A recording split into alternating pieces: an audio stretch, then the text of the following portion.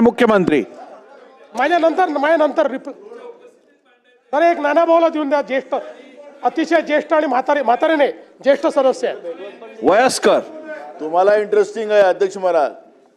आणि अध्यक्ष महाराज, या ठिकाणी मी माननीय मुख्यमंत्री महोदयांना एक गोष्ट लक्षात आणून देतो, कारण की तुमच्या विभागाशी सहमत विषय हा सांगत आहे, गृह विभागाशी.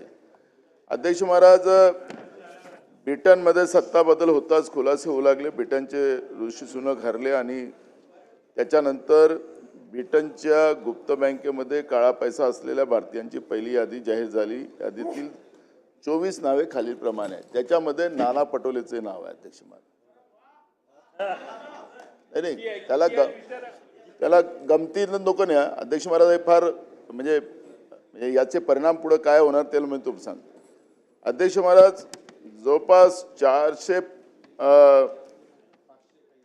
540 कोटी, मला ते मोजता पण येत नाही, 540 कोटी लाख कोटी रुपये माझ्या नावाने बँकेत आहे. असं अनेक नेते, शरद पवार साहेबापासून तर शेवटचं नाव आहे याच्यात सगळेच आहे. याच्यामध्ये शरद पवार, ऐका ना, शरद पवार साहेब आहे, राहुल गांधीजी आहेत, सोनिया गांधीजी आहे, प्रियंका गांधीजी आहे, रॉबर्ट वड्रा आहे, उद्धव ठाकरेजी आहेत, अशोक गहलोत आहे, सुप्रिया सुळे आहे, ओमर अब्दुल्ला आहे, महबूबा मुफ्ती आहे, ममता बॅनर्जी आहे, अखिलेश यादव आहे आणि तेजस्वी यादव आहे, DK शिवकुमार आहे, स्टॅलिन आहे, आदित्य ठाकरे आहेत, दीपेंद्र हुड्डा आहे, जितेंद्र आव्हाड आहे, तेज प्रताप यादव आहेत, हेमंत सोरेन आहे, रेवंत रेड्डी आहे, दिग्विजय सिंग आहे. अध्यक्ष महाराज, मी यासाठी हा विषय मांडतोय. अध्यक्ष महाराज, आपल्या महाराष्ट्रातलंच आहे, सोशल मीडियावर फिरते आहे, मराठीत असल्यामुळे महाराष्ट्रातलंच कोणीतरी बुद्धिजीवी माणूस त्याने हा केलेला प्रयत्न आहे.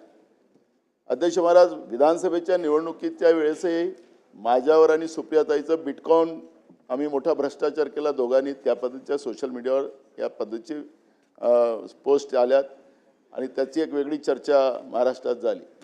अध्यक्ष महाराज, मी हा विषय गांभीर्याने याच्यासाठी मांडतो. मुख्यमंत्री महोदय, काय ते की आमच्याजवळ आहे की नाही पैसे, माझा शोध सगळा झालेला आहे, माझ्या मित्रांना सगळं चांगलं माहिती आहे त्याच्यामुळे मला त्याच्यात जायचं पण नाही आहे.